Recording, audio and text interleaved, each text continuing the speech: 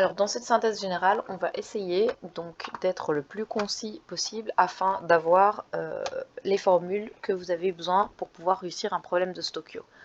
Donc, en premier, les étapes d'un problème Stochio. Donc, on a étape 1 qui est écrire et pondérer la réaction. L'étape 2 qui est de noter les données dans les bonnes colonnes. L'étape 3, convertir toutes les données en nombre de moles. L'étape 4, changer les nombres de moles de colonnes pour aller là où on a besoin. Et 5, reconvertir les moles pour répondre à la question. Ensuite, on a toute une série de formules. Alors, on a donc on va partir d'abord du nombre de moles, ce sera plus simple. Donc on a le nombre de moles et la masse en grammes. Pour aller de la masse vers le nombre de moles, on va diviser par la masse molaire. Pour aller du nombre de moles vers la masse, on va multiplier par la masse molaire. On a le volume en litres pour les gaz. Pour aller vers un volume, on va multiplier par 22,4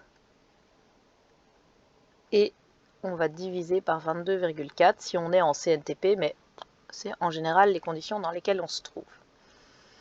Ensuite, on a la concentration molaire et la concentration massique. Pour aller des moles vers la concentration molaire, on va diviser par le volume et pour faire l'inverse, on va multiplier par le volume. Même chose au niveau de la masse et de la concentration massique. On divise par le volume et on multiplie par le volume pour aller vers la masse. Et la concentration molaire et la concentration massique, on va multiplier par la masse molaire et on va diviser par la masse molaire pour pouvoir passer directement de gamma à C et inversement. À ça viennent se rajouter, attention, le rendement et les puretés-impuretés,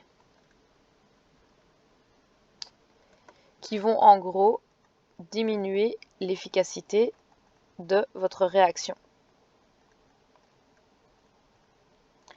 Dans ce cas-là, on va devoir prendre la masse qu'on a et multiplier par le rendement sur 100.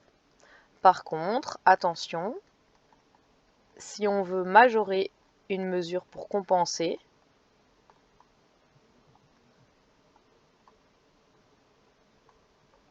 alors on va faire fois soit l'inverse du pourcentage de rendement, si on a parlé du pourcentage de rendement, soit l'inverse du pourcentage de pureté. On ne travaille jamais avec le pourcentage d'impureté. Et enfin, troisième grande nouveauté, on va dire, la densité et le pourcentage massique. Donc, la densité permet de trouver que 1 litre pèse autant de grammes. Cette masse multipliée par le pourcentage massique permet de trouver gamma, et gamma divisé par la concentration, molaire, par la masse molaire, pardon, permet de trouver la concentration molaire en moles par litre, et c'est là que vous voulez arriver, vu que c'est ça que vous allez utiliser dans vos exercices. Donc ça rassemble en gros toute la matière que vous avez besoin pour réussir la Stochio. Donc les pondérations, donc ça c'est les étapes du problème Stochio, ça c'est vraiment les formules de base, et ensuite ce qu'on a rajouté cette année, le rendement en pureté et impureté qui vont diminuer les quantités formées.